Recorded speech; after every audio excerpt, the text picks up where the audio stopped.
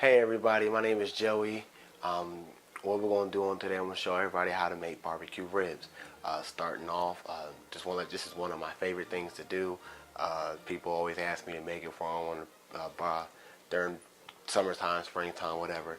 It's something I really just love to do. So what I'm going to do is show you how I learned how to make barbecue ribs.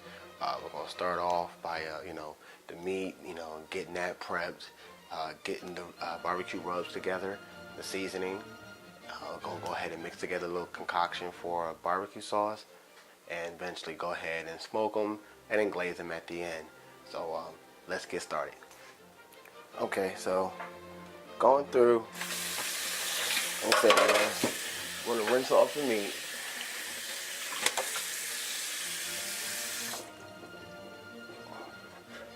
Then you want to go ahead and get, you see this? See how that is right there? Right down in there. Yeah, you want to get that off. That's the membrane. Basically, it's almost like a skin, like on chicken. And you want to go ahead and peel as much as you can of it off and work it from there.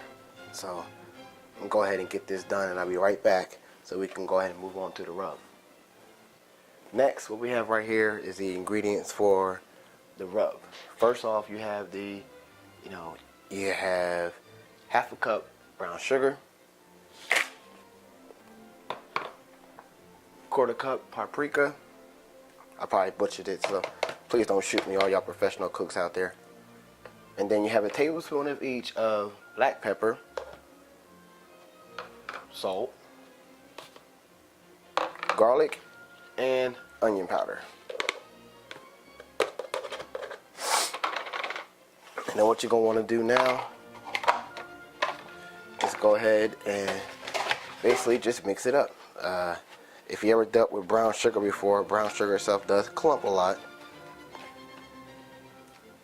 So make sure you get in there, get the whole thing mixed real well. And if you break it down here, it makes it a whole lot easier when you put it onto the meat. Now this is going to be more than enough.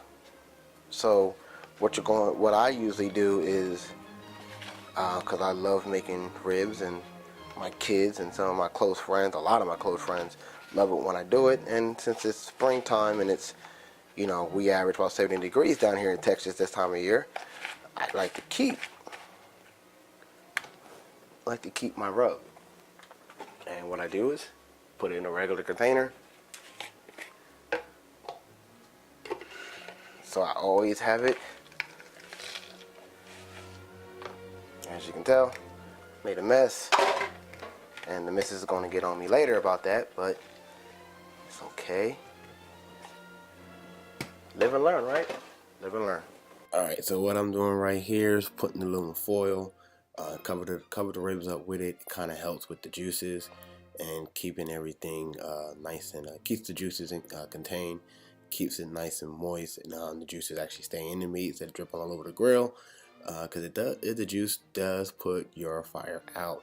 So keep it like that. What we're going to do next, go ahead and throw this in the refrigerator, let it marinate for some time. We're going to come back, and then we're going to go ahead and get the grill ready. Okay, so now we went ahead and got that all taken care of. The wood done soaked for a minute. You can prefer to add your charcoal and all. Oh, by the way, I use mesquite wood. Gives a better flavor, and it actually goes good with pork meat. So I got that taken care of. I'm gonna go ahead and light the grill. All right, everybody. So let's see how this looks here. See that? It's all juicy and tender, and if I lift this a little too much, it's gonna come right off of the bone. So we're gonna be careful with that. What we're gonna do now, we'll flip this, come back, I'm gonna go get the barbecue sauce, we're gonna flip this, we're gonna glaze it, leave it on the grill, let it caramelize, and be nice and good. Be right back.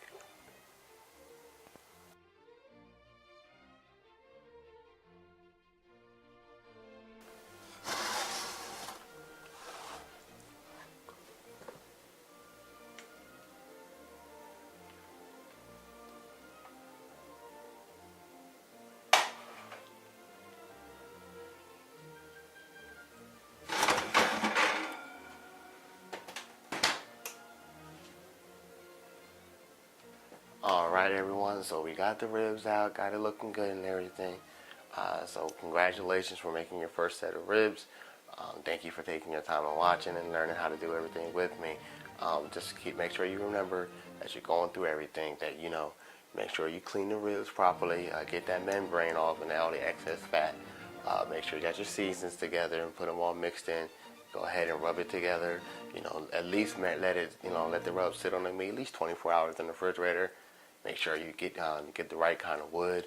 Experiment some. I like it with mesquite wood, but other woods out there, hickory, to say at least one, that will go well with when making some pork ribs.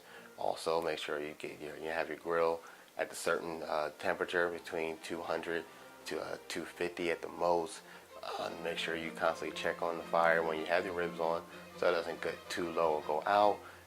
Make sure you have your barbecue sauce ready to go, mixed up and all that and so forth, so you can go ahead and glaze it about a good 5 minutes on the grill or throw it in the oven all warm, about 170 degrees, and you'll be good to go. Once again, I thank you for taking your time watching this video. I wish you guys the best on your endeavors. If you have any comments or any questions, leave the comments below, and we'll go ahead and try to do the best we can, try to answer anything you may have. Once again, I appreciate you watching, and God bless. You guys take care.